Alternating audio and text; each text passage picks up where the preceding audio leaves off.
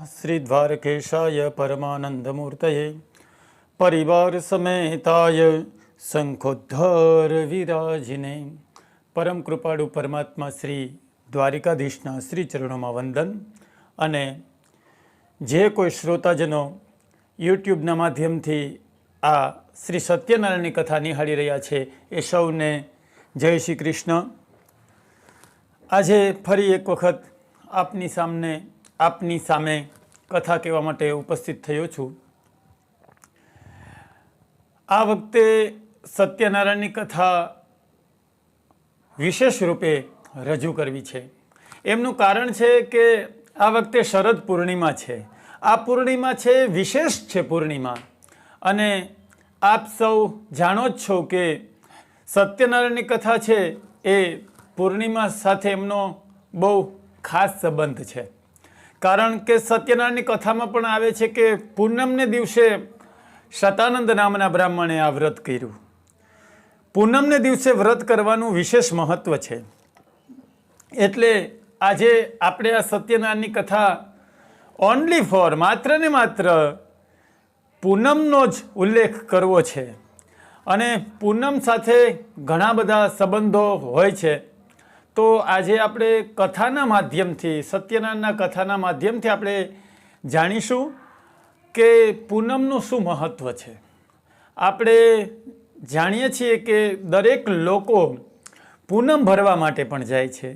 કોઈ દ્વારિકા જાય છે પૂનમ ભરવા માટે, તો કોઈ ભાલકા જાય છે, તો કોઈ પોતાના કુળદેવી હોય ત્યાં જાય છે, અથવા અન્ય મંદિરોમાં પણ પૂનમને દિવસે કોઈ ગિરનારની ઉપર દત્ત મહારાજની, ગુરુ મહારાજની પૂનમો ભરે છે। તો આ પૂનમને દિવસે અથવા પૂનમ ભરવાનું કારણ શું છે? પૂનમમાં એવી કઈ વિશેષતા છે કે પૂનમને દિવસે ભગવાનના દર્શન કરવા વિશેષ છે? અહીંયા સત્યનારાયણની કથા પણ પૂનમને દિવસે કરવાનું વિશેષ મહત્ત્વ છે। અને આજકાલ તો બહુ સારી બાબત છે, મને ગમે છે કે લગભગ ઘણા ખરા બહેનો સત્સંગમાં જતા હોય અથવા સત્સંગ મંડળના બહેનો પૂનમને દિવસે સત્યનારાયણ ભગવાનનું વ્રત કરે છે। એ બહુ આનંદની વાત છે। અને મેં જોયા છે કે ઘણા બહેનો ઘરે પોતપોતાના ઘરના સભ્યો સત્યનારાયણની કથા કરતા હોય છે અને પૂનમને દિવસે આવી રીતે ભગવાનનું વ્રત કરી અને ભગવાનની પૂજા અર્ચના કરતા હોય છે। એ બહુ સારી બાબત છે અને કરવું જ જોઈએ। તો આજે મારે એ વિશેષ રૂપે કહેવું છે કે પૂનમનું શું મહત્ત્વ છે। અને એમાં પણ આ વખતે તો શરદ પૂનમ છે, તો શરદ પૂનમ વિશેષ છે। એ વિશેષ શું કરવા એ આપણે કથાની અંતર્ગત જ જાણીશું। તો આજનો આ વિષય છે આપણો સત્યનારાયણની કથા, શરદ પૂનમનું મહત્ત્વ। શરદ પૂનમ માટે સ્પેશિયલ આ કથા રજૂ કરું છું। તો કથાની અંદર પ્રવેશ કરીએ।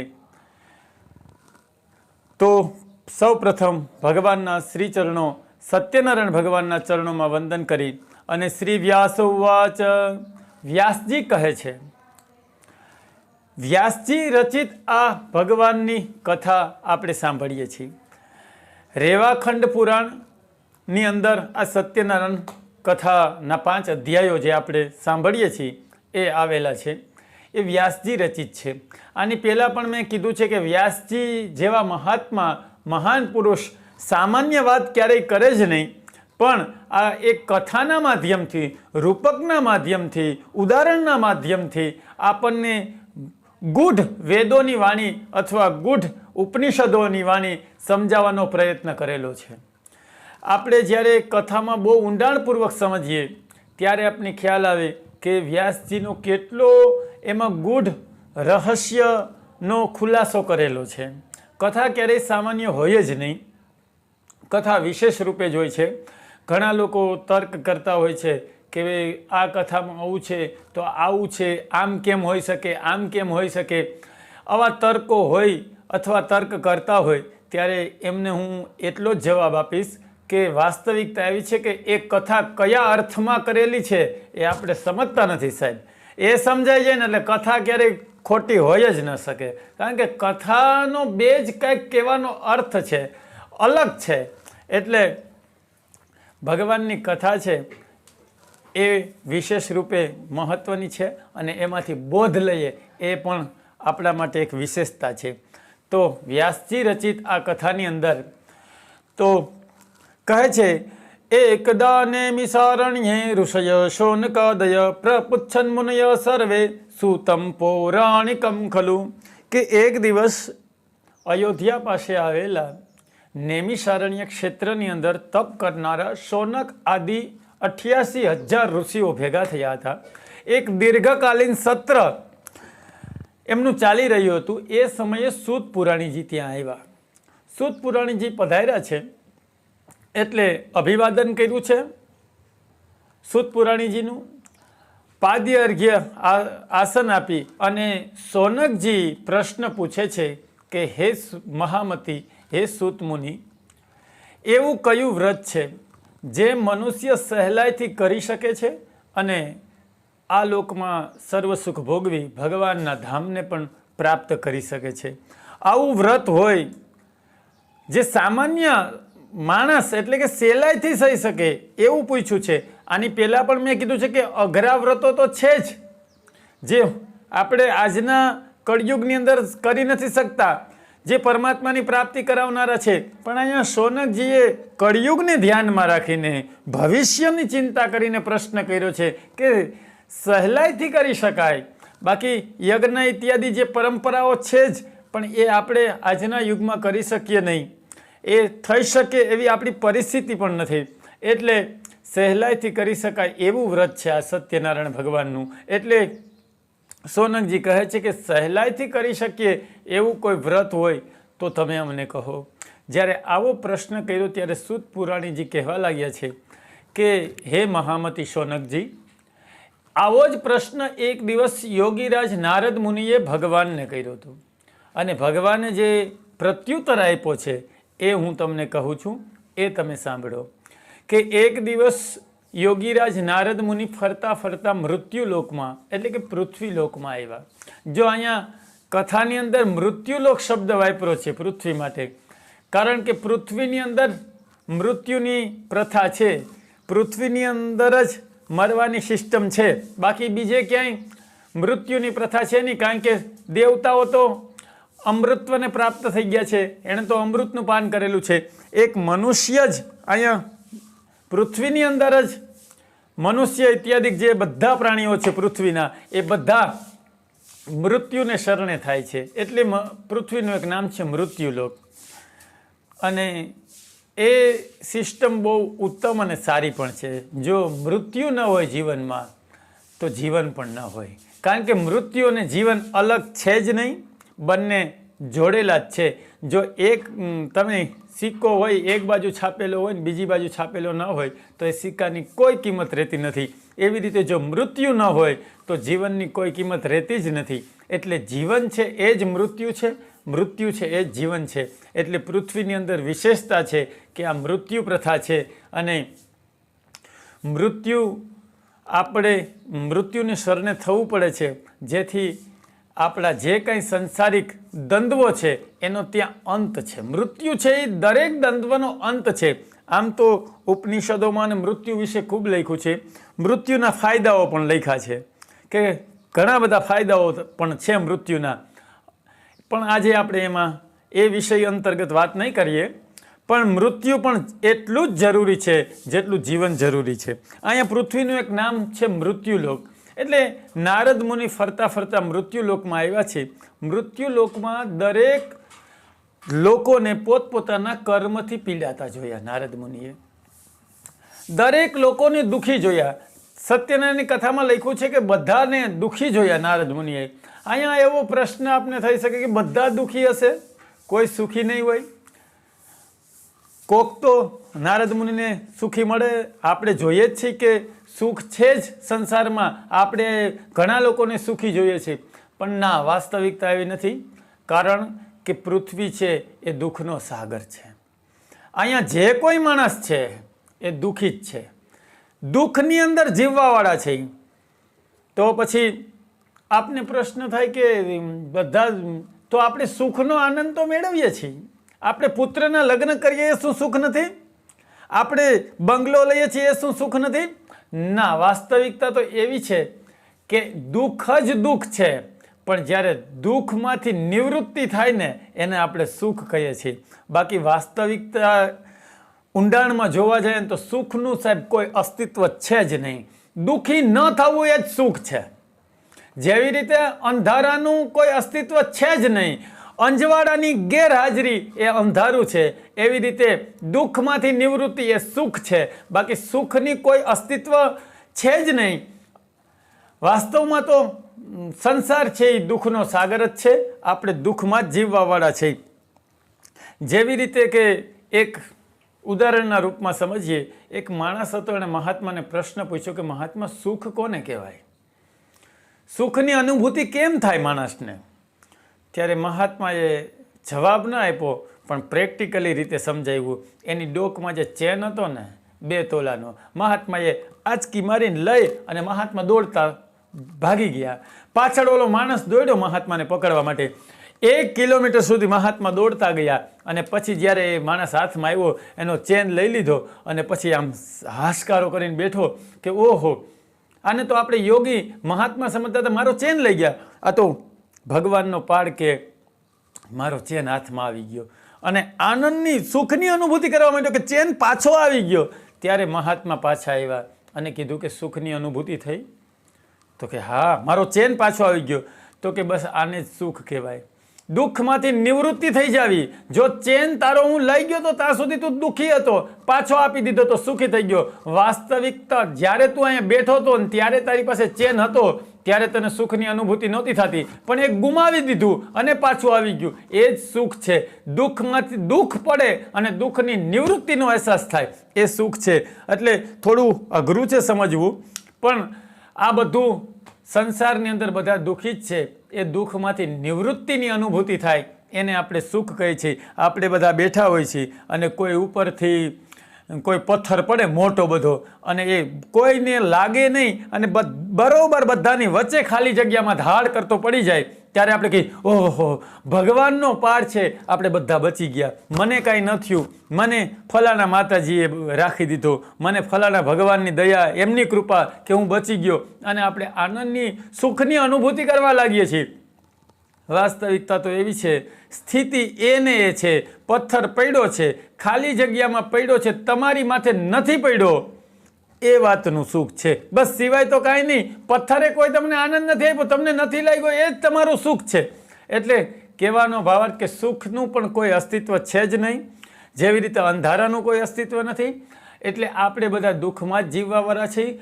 આપણે સંસારની અંદર આવ્યા છીએ એ આપણા દુઃખ જ છે. એ આપણા કર્મો ભોગવવા માટે જ આપણે સંસારની અંદર આવ્યા છીએ. આપણી આગલા અવતારની વાસનાઓ છે અને વાસના છે એ ક્યારેય સુખી હોય જ ન શકે. વાસના છે એ દુઃખનું કારણ છે અને આપણો અવતાર જ વાસનાથી થયો છે. ગયા જન્મમાં કાંઈક ને કાંઈક વાસના રહી ગઈ છે, એટલે આપણે આ જન્મમાં એ પૂરી કરવા માટે આવ્યા છીએ. એટલે વાસના છે એ દુઃખનું મૂળ છે અને વાસનાથી જ આપણો બધાનો જન્મ થયો છે. તો આપણે કેવી રીતે સુખી હોઈ શકીએ? એટલે નારદ મુનિએ કીધું છે બધા દુઃખી છે. સંસારની અંદર બધા દુઃખી છે. આને આ વિચારમાં નારદ મુનિ ભગવાન પાસે જાય છે, ભગવાનને નમસ્કાર કરે છે, ભગવાનની સ્તુતિ કરે છે. અને નારદ મુનિ જ્યારે ભગવાન કહે છે કે હે વસ નારદ, તમે શું ઈચ્છાથી આવ્યા છો? ત્યારે નારદ મુનિ કહે છે કે હે ભગવાન, જો તમે મારા પર પ્રસન્ન હો તો એ કહો કે મનુષ્ય લોકમાં સર્વ કોઈ દુઃખી છે. જો કોઈ ચોક્કસ ઉપાય હોય અને એમના દુઃખનું નિવારણ થઈ શકે એમ હોય તો તમે મને કહો. ત્યારે ભગવાન કહે છે કે હે નારદજી, હું તમારા પર ઘણો જ પ્રસન્ન થયો છું, કારણ કે તમે લોક કલ્યાણની ઈચ્છાથી આવ્યા છો, તમે સમાજનું હિત થાય એ માટે આવો ઉત્તમ પ્રશ્ન પૂછ્યો છે. એટલે મને વિશેષ આનંદ છે. ભગવાનની પૂજા કરવાથી ભગવાનને આપણે તો આનંદિત થાય, ભગવાન આપણાથી પ્રસન્ન રહે, પણ જ્યારે સમાજનું કાર્ય કરવામાં આવે ને ત્યારે ભગવાન વિશેષ પ્રસન્ન થાય છે સાહેબ. એટલે સ્વામી વિવેકાનંદનું એક વાક્ય મને યાદ આવે કે વિવેકાનંદ કહેતા કે જે પોતામાં તે જીવે છે ને એ જીવતા જીવત મરદૂદ છે. એ મળદું છે સાહેબ, જે પોતા માટે જીવે છે. વિવેકાનંદનો કહેવાનો અર્થ એવો હતો, સમાજ માટે જીવો, સમાજ માટે, સમાજનું કલ્યાણ થાય એવા વિચારો ધરાવો. એટલે જ કદાચ વિવેકાનંદ પદયાત્રા કરી અને મારા ને તમારા સુધી, ગામે ગામ સુધી, છેક કલકત્તાથી ગુજરાત સુધી, આપણા ઘણા સ્થાનો છે ગુજરાતની અંદર જ્યાં વિવેકાનંદજી આવ્યા છે, તો આવા અનેક સ્થાનોમાં પદયાત્રા કરી છે. ઓનલી ફોર, માત્ર ને માત્ર સમાજના હિત માટે, સમાજનું કલ્યાણ થાય એટલા માટે. તો એ ભગવાનને વિશેષ વાલા હશે. આજે આપણે વિવેકાનંદજીને યાદ કરીએ છીએ, એમનું કારણ એ છે કે ભગવાનના વિશેષ વાલા છે. અહીંયા નારદ મુનિને આ વાત કરી છે ભગવાને કે હે નારદ, હું તમારા પર ઘણો જ પ્રસન્ન છું, કારણ કે તમે સમાજનું, લોકોનું હિત થાય એવો અતિ ઉત્તમ પ્રશ્ન કર્યો છે. અને એનો જ્યારે પ્રત્યુત્તર ભગવાને આપ્યો ત્યારે કહ્યું છે કે એ છે મારું સત્યનારાયણ ભગવાનનું વ્રત. જે કોઈ મનુષ્ય શ્રદ્ધા અને ભક્તિભાવથી મારું આ વ્રત કરે છે તો એ આ લોકમાં સર્વસુખ ભોગવી અને મારા પરમધામને પ્રાપ્ત થઈ જાય છે. વ્રતનો વિધિ કહ્યો છે પહેલા અધ્યાયમાં, જે આપણે જાણીએ છીએ. કેળા, પપૈયા, ફળફળાદી લેવા, ભગવાનનો મહાપ્રસાદ એટલે કે શીરો તૈયાર કરવો અને ભગવાનને સમર્પિત કરવો. બ્રાહ્મણને, ઇષ્ટમિત્રો, બાંધવોને બોલાવી અને આ વ્રત સાયંકાલે કરવું. આ પોઈન્ટ છે, યાદ રાખજો. આ વ્રત સાયંકાલે કરવું એવું લખ્યું છે સત્યનારાયણની કથામાં. એ શું કામ સાયંકાલે, એ હું આગલા અધ્યાયમાં કહેવાનો છું આપને, એટલા માટે કે સાયંકાલે આ વ્રત કરવું. અને આવી રીતે વ્રતનો મહિમા જણાવ્યો અને કીધું કે આવું કોઈ પણ વ્રત કરશે એના ઉપર મારી વિશેષ કૃપા રહેશે. આ નારદ મુનિને ભગવાને વ્રતનો વિધિ સમજાવ્યો. ઇતિ શ્રી રેવાખંડે શ્રી સત્યનારાયણ કથાયામ પ્રથમ શ્રી ગોવર્ધનનાથ કી જય. અથ દ્વિતીય, હવે બીજા અધ્યાયની અંદર, પહેલો અધ્યાય મહાત્મ્યનો અને બીજો અધ્યાય શતાનંદ નામના બ્રાહ્મણની કથા છે. કે પૂર્વકાળની અંદર રમણીય એવી કાશી નગરીની અંદર શતાનંદ નામનો બ્રાહ્મણ રહેતો હતો. એ બ્રાહ્મણ રોજ ભિક્ષા માગી અને પોતાનું ગુજરાન એટલે કે ઉદર પોષણ ચલાવતો હતો. એક દિવસ ભગવાનને એના ઉપર, બ્રાહ્મણ ઉપર દયા આવી અને બ્રાહ્મણ ઉપર પ્રેમ રાખનારા, એવું કથાની અંદર લખ્યું છે. તમે જ્યારે વિષ્ણુ સહસ્રનો પાઠ કરો, ભગવાનના 1000 નામનો, ત્યારે ભગવાનનું એક નામ આવે છે બ્રાહ્મણ પ્રિયાય. બ્રાહ્મણ જેને પ્રિય છે. એ બ્રાહ્મણ શું કામ પ્રિય છે એ આપણે આગળની ક્યારેક ભગવાનની કથા કરશું ત્યારે કહીશ. પણ આજે મુખ્ય વિષય ઉપર જવું છે કે પૂનમનું શું મહત્ત્વ છે. એટલે એ બ્રાહ્મણ ઉપર પ્રેમ રાખનારા ભગવાને એક દંડી, એક સાધુનું, સંન્યાસીનું રૂપ લઈ અને આ શતાનંદ નામના બ્રાહ્મણ પાસે આવે છે અને બ્રાહ્મણને કહે છે કે હે ભૂદેવ, તમે આ શું કરો છો? ત્યારે શતાનંદ નામનો બ્રાહ્મણ કહે છે, હું ઉદર પોષણ માટે ભિક્ષા માગું છું અને આ ભિક્ષાથી મારું ગુજરાન ચલાવું છું. હે પરમાત્મા, હે મહાત્મા, જો આપની કોઈ મારા પર દયા દ્રષ્ટિ, કૃપા દ્રષ્ટિ હોય તો આપ મને જણાવો. ત્યારે ભગવાન એ શતાનંદ નામના બ્રાહ્મણને કહે છે, ભગવાન એટલે વેશધારી સંન્યાસીજી, કે તમે શ્રી સત્યનારાયણ ભગવાનનું વ્રત કરો. અને એ વ્રતનો વિધિ કહે છે. ત્યારે શતાનંદ નામનો બ્રાહ્મણ આ વ્રતનો વિધિ જાણી મનમાં એવો સંકલ્પ કરે છે કે આજે જે કાંઈ ભિક્ષા માગીને દ્રવ્ય પ્રાપ્ત થાય એનાથી હું ભગવાનનું વ્રત કરીશ. તે દિવસે ભગવાનની કૃપાથી એમને ઘણું દ્રવ્ય પ્રાપ્ત થયું અને શતાનંદ નામના બ્રાહ્મણે ભગવાનનું વ્રત કર્યું. જે આપણે કથા સાંભળીએ જ છે. એ શતાનંદ નામના બ્રાહ્મણે ભગવાનનું વ્રત કર્યું. એ વ્રતના પ્રભાવથી એ શતાનંદ નામનો બ્રાહ્મણ હતો ખૂબ ધનવાળો થયો, પુત્રવાળો થયો અને કાશીની અંદર શ્રેષ્ઠ બ્રાહ્મણ તરીકેની પદવી પ્રાપ્ત કરી. આ કથાની અંદર લખ્યું છે, શ્રેષ્ઠ બ્રાહ્મણ તરીકેની પદવી પ્રાપ્ત કરી. એટલે કહેવાનો અર્થ કે ખૂબ યશ મળ્યો, ખૂબ કીર્તિ થઈ એ શતાનંદ નામના બ્રાહ્મણની. અહીંયા એક એ પણ મુદ્દો છે કે જ્યારે તમારો યશ અને કીર્તિ ફેલાય ને ત્યારે સાહેબ સમજવું કે ભગવાનની તમારા પર કૃપા થઈ. અહીંયા સતાનંદ નામના બ્રાહ્મણ ઉપર ભગવાનની કૃપા થઈ, ભગવાનના વ્રતને કારણે આટલો બધો સંપન્ન થયો. એ એમની સાબિતી શું? તો કે ખૂબ યશ એમનો ફેલાઈ ગયો કાશીની અંદર, અને તમારી વાહવા થાય, ખૂબ યશ તમારો ફેલાઈ જાય ને ત્યારે સમજવું કે ભગવાનની તમારી પર કૃપા છે. એ કૃપા હોય ને ત્યારે જ આપનો યશ ફેલાય છે સાહેબ. બાકી ગમે તેટલું કરો, તમે કદાચ 1000 લોકોને ભોજન કરાવો, બરફી જમાડો, અને પછી બહાર નીકળીને લોકો કહે કે બરફીમાં બહુ કંઈ જામ્યું નહીં, થોડીક ખાંડ વધારે હતી, આને આવું બધું કરવાની શું જરૂર હતી, ખોટા ભેગા કર્યા, આમ છે તેમ છે, એવી વાતો તમારી કરે ત્યારે સમજવાનું કે ભગવાન તમારાથી કૃપા દ્રષ્ટિ ભગવાનની નથી. પણ સામાન્ય લોકો ખાલી મળ્યા હોય અને છતાંય તેના ઘરેથી જઈને વાહ વાહ કરતા હોય ત્યારે આપણે એવું સ્વીકારવું જોઈએ કે આમના ઉપર ભગવાનની કૃપા છે. બાકી ગમે તેટલું કરો, સમાજ ક્યારેય સાહેબ સ્વીકારતો નથી, પણ એ પરમાત્માની કૃપા થઈ જાય ને એટલે આખો સમાજ છે એ માણસના યશ અને ગુણગાન ગાવા માંડે છે. અહીંયા સતાનંદ નામના બ્રાહ્મણનો ખૂબ યશ ફેલાઈ ગયો છે. એનો અર્થ એવો છે કે ભગવાનની એના ઉપર કૃપા વરસી છે. પછી ત્યારબાદ દર પૂર્ણિમાને દિવસે એ સતાનંદ નામનો બ્રાહ્મણ છે ભગવાનનું વ્રત કરવા લાગ્યો. પોતાના વૈભવને શોભે એવું ઠાઠમાઠવાળું વ્રત ભગવાનનું કરવા લાગ્યો દર પૂનમને દિવસે. જો અહીંયા કથાની અંદર પણ છે કે દર પૂનમને દિવસે એ વ્રત કરવા લાગ્યો. આજે તો વળી આ વિશેષ શરદ પૂનમ છે. દરેક પૂનમ મહત્વની જ છે, પણ આજે શરદ પૂનમ છે તો એ વિશેષ છે. તો પૂનમને દિવસે વ્રત સતાનંદ નામનો બ્રાહ્મણ કરે છે. શા માટે પૂનમને દિવસે? તો એમાં થોડીક ફિલોસોફીની દ્રષ્ટિએ મારે વાત કરવી છે કે પૂનમ છે, પૂનમને દિવસે ચંદ્ર છે એ પૃથ્વીથી બહુ નજીક હોય, અને ચંદ્ર નજીક હોય ને ત્યારે ચંદ્રની અસર પૃથ્વી ઉપર વધારે હોય છે. સૌથી વધારે ચંદ્રની અસર પાણી ઉપર પડે છે. પાણી અને ચંદ્ર આ બેનું ખૂબ અટ્રેક્શન છે.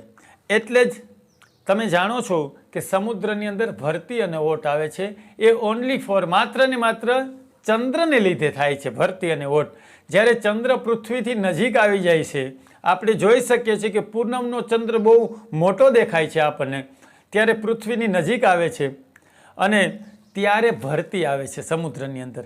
એ સમુદ્રનું જળ છે એ ઉછાળા મારવા માંડે છે ચંદ્રને જોઈને, કારણ કે બંનેનું અટ્રેક્શન છે, બંનેનું એકબીજાનું ખેંચાવાનું, એકબીજાનું અટ્રેક્શન, એકબીજા બંનેથી જોડાવા માટે તત્પર રહે છે. આવો ભાવ છે ત્યાં. એટલે સમુદ્રના મોજા એકદમ ચંદ્રમાને જોઈ અને ઉછળકૂદ કરવા લાગે છે. એકદમ મોટા મોટા મોજા આવે છે. આ ભરતી છે એ ચંદ્રમાને લીધે આવે છે, અને એ જ રીતે અમાસને દિવસે ઓટ આવે છે, આપણે જાણીએ છીએ. એટલે ચંદ્રમા છે એ જલ ઉપર અસર કરે છે. અને જ્યોતિષની દ્રષ્ટિએ કહું તો ચંદ્રમા છે મનનો કારક છે. મનનો કારક ગ્રહ ચંદ્રમા છે. આ બંને વસ્તુને ધ્યાનમાં જ્યારે રાખીએ આપણે, ત્યારે પૂનમને દિવસે મનુષ્ય જીવન ઉપર ખૂબ વિશેષ અસર પડે છે. એમનું કારણ છે કે આખા શરીરનું સંચાલન મનથી થાય છે. એ મનમાં જ સંકલ્પ અને વિકલ્પ કરવાની તાકાત છે. ઇન્દ્રિયો તો માત્ર ને માત્ર જાવા ઈચ્છે છે, ઇન્દ્રિયો તો લુલુપાય છે, પણ સંકલ્પ અને વિકલ્પ મન કરે છે. એટલે આપણે મનમાં જે વિચારો ચાલતા હોય છે ને એ ચંદ્રમાને લીધે ચાલી શકતા હોય છે, અથવા એમ પણ કહી શકીએ કે ચંદ્રમા છે એ આપણા વિચારો ઉપર પૂર્ણ રૂપે અસર કરે છે. એક. અને બીજું કે ચંદ્રમાનો જલ સાથે કોન્ટેક્ટ છે, એટલે જલ છે એ ઉછળકૂદ કરવા લાગે છે. આપણા શરીરમાં 71% જલ છે.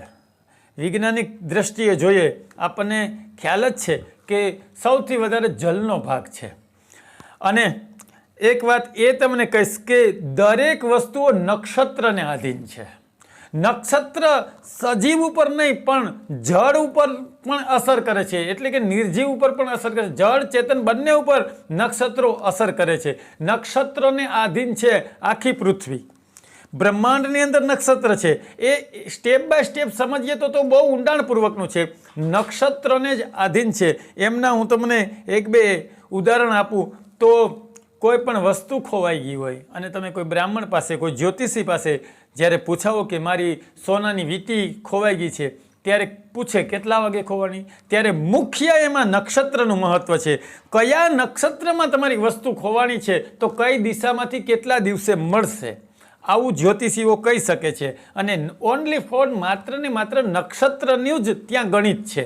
કયા નક્ષત્રના કયા ચરણમાં કઈ વસ્તુ ખોવાની છે એ ઉપર હિસાબ કરી અને કહી શકાય છે. એટલે અહીંયા એવું પ્રમાણ મળે છે કે નક્ષત્રને આધીન જળ વસ્તુ, નિર્જીવ વસ્તુઓ પણ નક્ષત્રને આધીન એ જ દિશામાં જાય છે.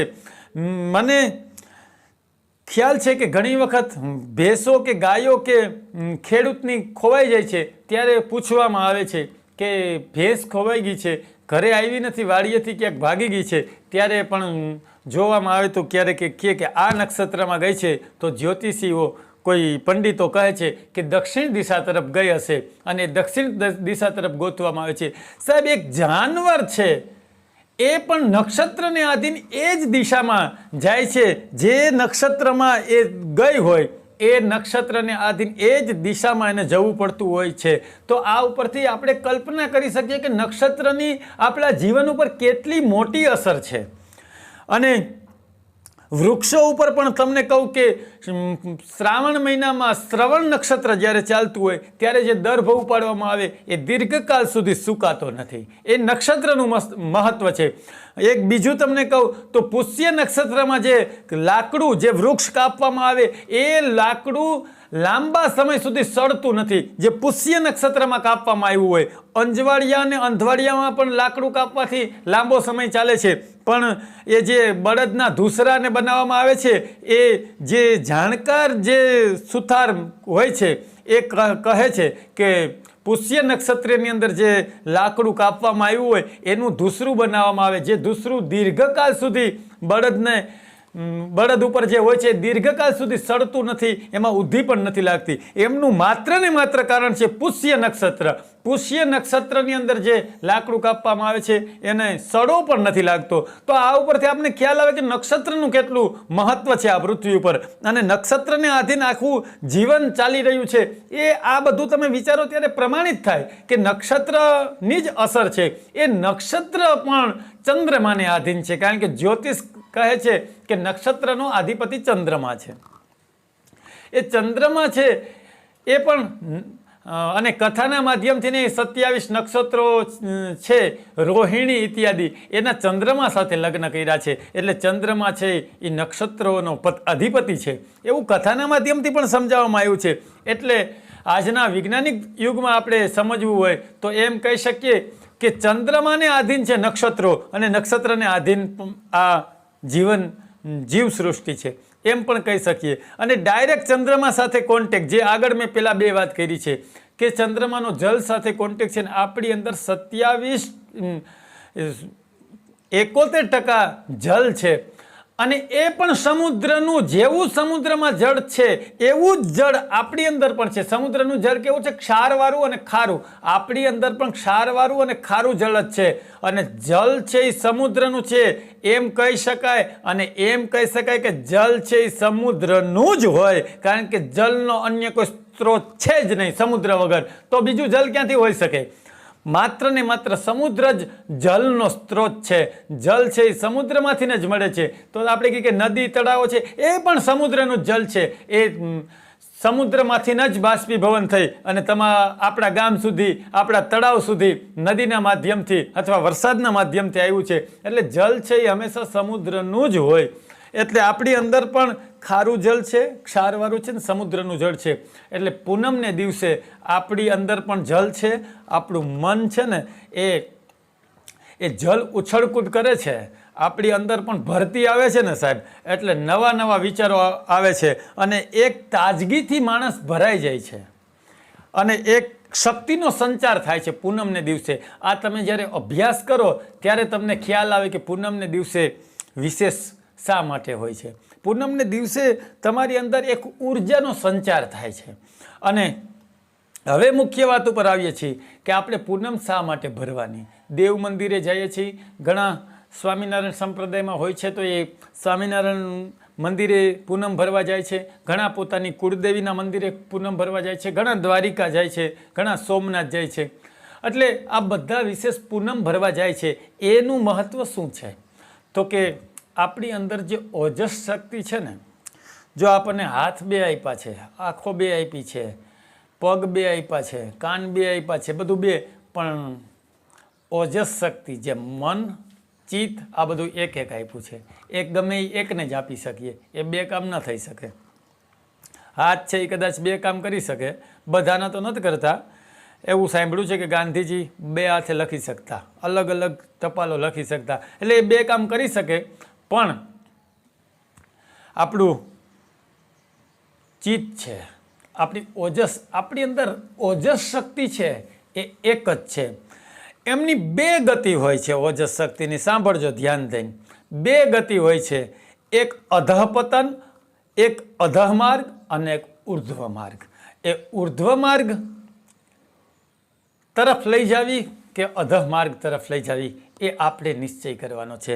જે આપણી ઓજસ શક્તિ જે છે એ અધઃ માર્ગ એટલે સંસાર તરફ, વાસના તરફ, કામ તરફ દોડવા લાગે ત્યારે એ ઓજસ શક્તિ જે પરમાત્મા સુધી આપણને પહોંચાડવાવાળી જે શક્તિ છે ને સાહેબ, એ સંસારમાં વહન એટલે કે અધઃપતન તરફ જાય છે અને આપણું અહિત એટલે કે આપણો માર્ગ પરમાત્મા સુધી પહોંચવાનો છે એને દરવાજો લાગી જાય છે, બંધ થઈ જાય છે. અને એ જ શક્તિ છે એ ઉર્ધ્વગામી જ્યારે થાય છે, ઉપરની તરફ વહે છે, એટલે એ ઉપરની તરફ સહસ્રા કમળથી પ્રાણ આપણો જાય અંત સમયે અને પરમાત્માનો દ્વાર એ જ શક્તિ છે એ ખોલી દે છે. ભીષ્મ પિતામાં ઉત્તરાયણની અંદર મૃત્યુ થાય એ માટે 6 મહિના શૈયા પર રહ્યા. આપણે કથા જાણીએ છીએ. એ ઉત્તરાયણની અંદર મૃત્યુ થાય એટલે શું? દક્ષિણાયન અને ઉત્તરાયણ. દક્ષિણાયન એટલે અધઃ તરફ શક્તિઓનું વહન અને ઉત્તરાયણ એટલે ઉર્ધ્વગામી વહન. અહીંયા આપણા જીવનમાં પણ દક્ષિણાયન અને ઉત્તરાયણ છે. એ કઈ તરફ વહન કરાવવું છે ને એ આપણા હાથની વાત છે સાહેબ.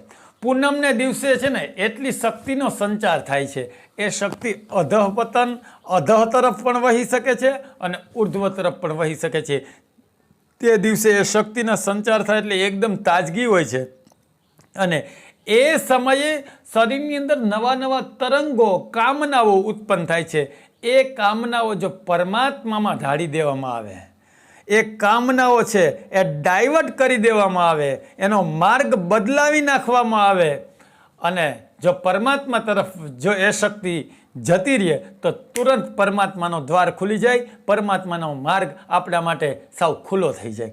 એટલે પૂનમને દિવસે એ વિશેષ મહત્વ એટલા માટે પણ છે કે જે શક્તિનો સંચાર થાય એ અધઃપતન તરફ નહીં પણ પરમાત્મા તરફ વાળવા માટે પૂનમને દિવસે આપણે વ્રત કરવું જોઈએ, પૂનમ ભરવા જવું જોઈએ. એમાંય સાયંકાલે કરવું. મેં પહેલાં કીધું સાયંકાલે ચંદ્રમાની હાજરી હોય ત્યારે એ ચંદ્રમાની હાજરી થાય ત્યારે મન એકદમ ઉત્કંઠિત થાય, શક્તિઓનો સંચાર થવા લાગે ત્યારે આપણે પૂનમ ભરવા જાય એટલે એ શક્તિ છે એ પરમાત્મા તરફ ડાયવર્ટ કરી દેવામાં આવે જેથી કરીને અધઃવહન સંસારમાં વાસનામાં આપણું મન ન જાય અને પરમાત્માની પ્રદક્ષિણા કરવામાં, પરમાત્માના દર્શન કરવામાં એ શક્તિઓ વપરાવા લાગે એટલે પરમાત્માનો માર્ગ છે એ ખુલ્લો થઈ જાય છે.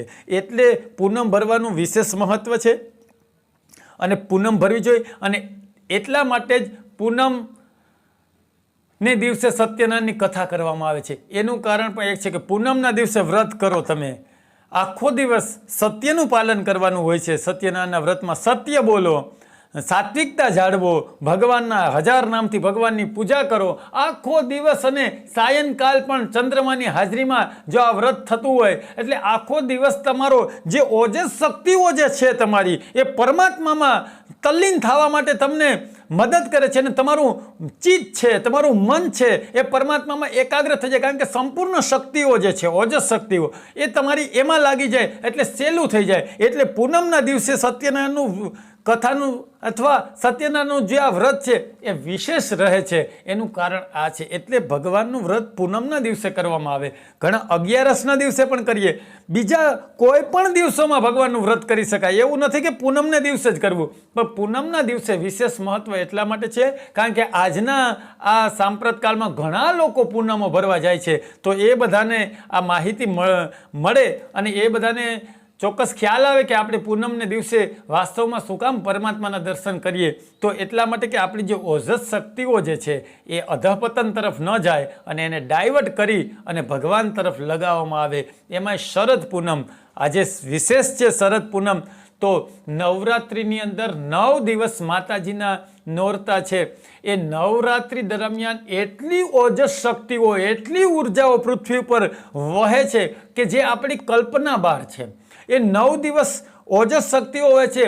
એટલે જ નવરાત્રિની અંદર ગરબા રમવાના છે. તમે જ્યારે શક્તિઓ છે ને એ અતિશય વહન થાય ને ત્યારે તમને જ્યારે અતિશય આનંદ આવે ત્યારે નાચવાનું મન થાય. એટલે નવરાત્રિમાં ગરબા રમવા પણ જરૂરી છે અને ગરબા રમવા જ જોઈએ. કારણ કે એટલી બધી ઉર્જા શક્તિ તમારી અંદર સંચાર થાય. એટલે નાચો, કૂદો, એટલે શક્તિ તમારી છે એ કાંઈક બહાર, બાકી એની એ શક્તિ ક્યારેક અધઃપતન તરફ પણ લઈ જાય છે.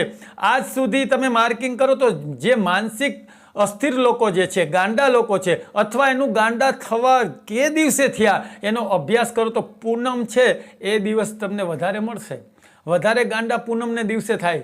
અથવા જે મગજ છટકેલા માણસો જે છે, જેને અડધા ગાંડા જેવા છે, એ પૂનમના દિવસે બહુ બકબકને કરવા માટે શક્તિનો સંચાર તો એની અંદર પણ થાય છે. અને જે લોકો આધ્યાત્મિક તરફ વળી ગયા છે, જેણે પરમાત્માના દ્વાર ખોલી નાખ્યા છે, એ લોકો પણ પૂનમને દિવસે, અહીંયા હું તમને એક ઉદાહરણના રૂપમાં કહી શકું કે બુદ્ધ છે, ભગવાન બુદ્ધને પૂનમને દિવસે જ્ઞાન થયું હતું. એવો ઉલ્લેખ છે કે પૂર્ણિમાને દિવસે બુદ્ધત્વને પ્રાપ્ત થયા હતા. કારણ કે પૂનમ છે એ વિશેષ દિવસ છે. એવા તો ઘણા બધા ઉદાહરણો પણ મળી શકે છે કે પૂનમને દિવસે, કારણ કે પૂનમને દિવસે શક્તિનું સંચાર થાય. એટલે 9 દિવસ નવરાત્રિની ઉર્જા છે એ બધી ભેગી થાય ને એ દિવસની પૂનમ એટલે વિશેષ ઉર્જાઓનો દિવસ, એટલે શરદ પૂનમ. એટલે શરદ પૂનમને દિવસે રાત્રિના ભગવાનના દર્શન, સત્યનારાયણનું વ્રત અથવા તો માતાજીના ગુણગાન ગાયને નાચવાનું. જો નાચવાનું તો છે જ નવરાત્રિમાં.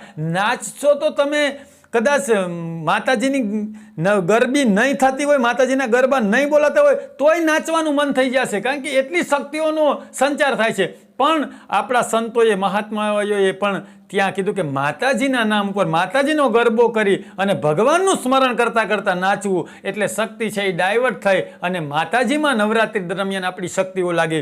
એવા હેતુથી ત્યાં સંતોએ નવરાત્રિ ઉજવવાનું નક્કી કર્યું છે. બાકી શક્તિનો સંચાર આ દિવસોમાં ખૂબ થાય છે. એટલે શરદ પૂનમનું આ વિશેષ મહત્વ કહેવા માટે જ આજની સત્યનારાયણની કથા હતી.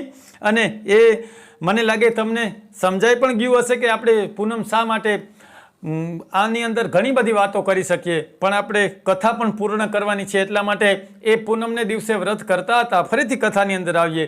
એક દિવસ કઠિયારો આવ્યો, એ લાકડાનો ભારો બહાર મૂકીને અંદર ગયા. પૂછ્યું કે ભૂદેવા શું કરો છો? એણે કીધું કે હું ભગવાનનું વ્રત કરું છું. આ કરવાથી શું થાય? એ કઠિયારાને કીધું. કઠિયારાએ પણ નિશ્ચય કર્યો ને જે કાંઈ લાકડાની કિંમત મળશે એનાથી ભગવાનનું વ્રત કરશું. એ પણ લાકડાની ખૂબ કિંમત મળી. ભગવાનનો પાડ માની ભગવાનનું વ્રત કર્યું અને ભીલ જાતિનો કઠિયારો પણ આ લોકમાં સર્વસુખ ભોગવી ભગવાનના પરમધામને પ્રાપ્ત થયો. ઇતિ શ્રી રેવાખંડે શ્રી સત્યનારાયણ કથાયમ દ્વિતીય શ્રી ગોવર્ધનનાથ કી જય. ત્યારબાદ 3જા અધ્યાયની અંદર તુંગધ્વજ રાજા, ઉલ્કા મુખ નામના રાજાની કથા છે. એ રાજા અને રાણી ભદ્રશિલા નદીને કિનારે ભગવાનનું વ્રત કરતા હતા. જો અહીંયા એક બીજી વાત કરી દઉં કે પૂનમને દિવસે વ્રત કરવાનું મહત્વ છે જ, પણ અહીંયા ભદ્રશિલા નદીને કિનારે, નદી, સમુદ્ર, કોઈ જળાશય, દેવાલય, અહીંયા વ્રત કરવાનું વિશેષ મહત્વ છે શાસ્ત્રમાં. અને અહીંયા પણ ઉલ્લેખ છે કે ભદ્રશિલા નદીને કિનારે વ્રત કરતા હતા. એનું કારણ પણ એ જ છે કે જે ઉલ્કાઓ, જે ઉર્જાઓનું વહન થાય છે પૃથ્વી ઉપર, એ સૌથી વધારે જલની અંદર પડે છે. કુંભ મેળાનું પણ એ વિશેષ મહત્વ છે. એ આજે આપણે એ વિષયમાં નહીં જાય, પણ જલની અંદર, જળાશયોમાં, સમુદ્રની અંદર એ જે વહન થાય છે ઓજસ શક્તિઓનું, એ જલની અંદર એમનું વધારે કેચઅપ કરે છે જલ, એટલે જલ નદી કિનારે વ્રત કરવું શ્રેષ્ઠ છે. અહીંયા ઉલ્કામુખ નામનો રાજા અને તેમના પત્ની પ્રમુગ્ધા એ બંને ભગવાનનું વ્રત કરે છે. એક દિવસ સાધુ નામનો વાણિયો ત્યાં આવે છે, પોતાની નૌકા લગાવીને જાય છે ને રાજાને આ શું કરો છો પ્રશ્ન કરે છે. ત્યારે રાજા કહે છે કે આ હું ભગવાનનું વ્રત કરું છું, આ કરવાથી સર્વ કાંઈ પ્રાપ્ત થઈ શકે છે. આવું કહી અને સાધુ નામના વાણીએ કીધું કે મારે સંતાન નથી, તો એણે પણ સંકલ્પ કર્યો. જો બાકીની કથા છે એ આપણે સંક્ષિપ્તમાં વાત કરીએ તો એ સાધુ નામના વાણીએ પણ મનમાં નિશ્ચય કર્યો કે અમારે સંતાન થશે ત્યારે અમે ભગવાનનું વ્રત કરશું. ઘરે આવી પોતાની પત્ની લીલાવતીને વ્રત સંબંધી વાત કરી અને બંને જણાએ મનમાં સંકલ્પ કર્યો કે અમારે ત્યાં સંતાન થશે ત્યારે અમે ભગવાનનું વ્રત કરશું. જોતજોતામાં સમય વયો ગયો અને આ વાતને 10 મહિના થયા ત્યારે લીલાવતી એક દીકરીને જન્મ આપ્યો, જેમનું નામ કલાવતી રાખવામાં આવ્યું. પણ તે સમયે વાણીએ વ્રત ન કર્યું. ઘણો સમય જતો રહ્યો. લીલાવતીએ કીધું આપણે વ્રત કરવું જોઈએ, તો કે દીકરીના લગ્ન સમયે કરી નાખશું. દીકરીના લગ્ન પણ આવી ગયા. લગ્ન કર્યા તે સમયે વાણીઓ ભૂલી ગયો વ્રત કરવાનું અને પછી સસરો અને જમાઈ સાથે વેપાર કરવા લાગ્યા. દરિયો પાર કરી રત્નાપુર શહેર ચંદ્રકેતુ રાજાના નગરમાં રત્નાપુરમાં રહેવા લાગ્યા. અને એક દિવસ બન્યું એવું કે રાજાના ચોરી થઈ અને સિપાહીઓ પાછળ દોડ્યા ચોરની. આ બંને વણિક પુત્રો સૂતા હતા ત્યાં સામાન ફેંકીને ભાગી ગયા. પાછળથી ચોર પકડાઈ ગયા એવું સમજીને સિપાહીઓએ ચોરીનો સામાન અને આ બંને વાણિયાના દીકરાને લઈ ગયા. રાજાએ તેનું કાંઈ સાંભળ્યું નહીં, જેલમાં પૂરી દેવામાં આવ્યા. પાછળથી કલાવતી અને લીલાવતી પણ દુઃખી થઈ ગયા. ઘરે ઘરે ભિક્ષા માગવી પડે આવી પરિસ્થિતિ થઈ ગઈ, આવી પોઝિશન થઈ ગઈ. એક દિવસ કલાવતી ખૂબ મોડી રાત્રિએ ઘરે આવ્યા. એ સમયે એમની માતાએ પ્રશ્ન પૂછ્યો છે, સાંભળજો, કે આટલી મોડી રાત સુધી તું ક્યાં હતી? ત્યારે કલાવતી કહે છે હું એક બ્રાહ્મણને ત્યાં ગઈ હતી અને ત્યાં મેં ભગવાનનું વ્રત જોયું. હવે કથાની અંદર નથી લખ્યું કે પૂનમ, પણ બ્રાહ્મણનું ઘર હતું અને પૂર્ણિમાને દિવસે જ મોટે ભાગે વ્રતો કરતા બધા, એટલે તે દિવસે કદાચ પૂર્ણિમા હોઈ શકે. કથાની અંદર ઉલ્લેખ નથી એટલે હું દાવો નથી કરતો કે તે દિવસે પૂનમ હતી, પણ સાયંકાલે વ્રત ચાલતું હતું અને પૂનમનો દિવસ હશે. ભગવાન સત્યનારાયણની કથા ચાલતી હતી એટલે એ પૂનમને દિવસે આ બંને લીલાવતી અને કલાવતી બંને મા દીકરી ગરીબ હતા, એટલે ઘરમાં કાંઈ હતું ને એટલે એમની તમામ ઓજસ શક્તિઓ, જે તમામ એમની શક્તિઓ જે હતી એ ભિક્ષા પાછળ ખર્ચાઈ જતી. એટલે કહેવાનો અર્થ અધપતન પાછળ એમની શક્તિઓ, એમની ઓજસ શક્તિઓ અધપતન તરફ જઈ રહી હતી, વહી રહી હતી. ભિક્ષાવૃત્તિ કરે અને ભિક્ષાવૃત્તિ કરવામાં આવે ને એટલે એમનું હૃદય છે ને એ સાવ સંકોડાઈ જાય. એટલે હૃદય સંકોડાઈ ગયું હતું અને ભિક્ષાવૃત્તિમાં જ એની જે ઓજસ શક્તિઓ છે એ વ્યર્થ વહન થઈ જતું હતું. એ પૂનમને દિવસે એ ઓજસ શક્તિઓનું વહન અધપતન તરફ થતું હતું. એ જ સમયે એણે આ વ્રત જોયું અને ભગવાનનું સ્મરણ થયું અને એ પૂનમને દિવસે બંનેએ પોતાની શક્તિઓ છે એ ડાયવર્ટ કરી અને ભગવાનમાં મન લગાડ્યો અને એ જ સમયે એણે સંકલ્પ કર્યો છે. એટલી ઓજસ શક્તિઓ વહન થાય છે અને એનાથી જે સંકલ્પ કરવામાં આવે, સંકલ્પનું સાહેબ એ જ મહત્વ છે કે તમારું સામર્થ્ય, તમારી શક્તિઓ કેટલી સંકલ્પમાં જોડાય છે એ જ પ્રમાણેનો સંકલ્પ છે અને સંકલ્પથી પણ પરમાત્માની પ્રાપ્તિ કરી શકીએ છીએ. આમ તો એ અલગ વિષય છે, એ ક્યારેક આપણે ચર્ચા કરશું. શ્રદ્ધા, સંકલ્પ, સેવા, આ બધા સ એવા છે જે પરમાત્માની પ્રાપ્તિ કરાવી દે છે. એટલે સંકલ્પ દ્વારા પણ આપણે પરમાત્માની પ્રાપ્તિ કરી શકીએ છીએ, શ્રદ્ધા દ્વારા પણ પરમાત્માની પ્રાપ્તિ કરી શકીએ છીએ, સેવા દ્વારા પણ પરમાત્માની પ્રાપ્તિ કરી શકીએ છીએ. એટલે અહીંયા સંકલ્પમાં એટલી તાકાત હતી, સંકલ્પ એવો કર્યો, ઓજસ શક્તિઓની સાથે સંકલ્પ કરવામાં આવ્યો છે. એટલે ચંદ્રકેતુના સ્વપ્નમાં જઈને ભગવાને કહ્યું તે બંને વાણિયાના પુત્રને બંધીવાન બનાવ્યા છે, એને છોડી મૂક, નહીં તો રાજપાટનો નાશ થઈ જશે. આવું જ્યારે કહેવામાં આવ્યું, રાજાએ સ્વપ્નની વાત પ્રધાન ઇત્યાદિને કરી બંનેને વસ્ત્ર, અલંકાર, આભૂષણો, ખૂબ ધન આપી અને કીધું કે તમે બંને અહીંથી જઈ શકો છો. ઇતિ શ્રી રેવાખંડ સત્યનારાયણ કથા તૃતીય શ્રી ગોવર્ધનનાથ કી જય. યાત્રાયંતુ કૃતવન સાધુર્મંગલાયન પૂર્વિકામ બ્રાહ્મણેભ્યો ધનમ દત્વા તદાતુ નગરમ યયો. જ્યારે રાજાએ જવાનું કીધું ત્યારે બંને વણિક પુત્રોએ બ્રાહ્મણોને ધન આપી મંગલાચરણ આશીર્વાદો લઈ અને રવાના થયા. સમુદ્રમાં થોડે દૂર જઈ પોતાની નૌકા લગાડીને સવારની દૈનિક ક્રિયા કરવા માટે નીચે ઉતર્યા. ત્યારે ભગવાનને થયું કે આ રાણિયાનું મન સ્થિર છે કે કેમ, એટલે એક સાધુનું સંન્યાસીનું રૂપ ધારણ કરીને વાણિયા પાસે જાય છે, પૂછે છે કે તમારી નૌકામાં શું છે? તો વાણિયો અભિમાન પામ્યો કે પાંદડા અને વેલા છે. ભગવાને તથાસ્તુ કોઈ વડલા નીચે બેસી ગયા. પાછળથી વાણિયો જોવે છે તો પાંદડા અને વેલા થઈ ગયા છે અને મૂર્છિત ખાઈ જાય, મૂર્છા આવી જાય છે. ત્યારે એમનો જમાઈ કહે છે કે એ સર્વશક્તિમાન ભગવાન છે, એમાં શંકા નથી.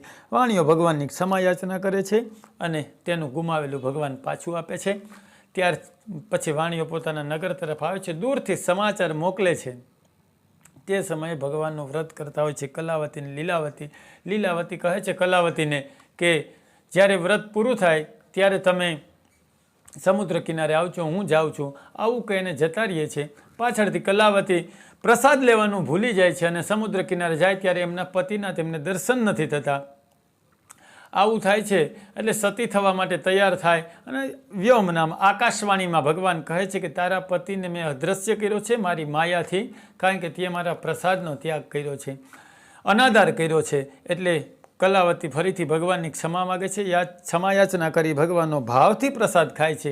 પછી એમના પતિના દર્શન થયા. આ પ્રમાણે વાણિયાએ પછી ભગવાનનું વ્રત કર્યું છે અને અંતે પરમલોકને પ્રાપ્ત થયો. ઇતિ શ્રી રેવાખંડે શ્રી સત્યનારાયણ કથાયમ ચતુર્થ શ્રી ગોવર્ધનનાથ કી જય.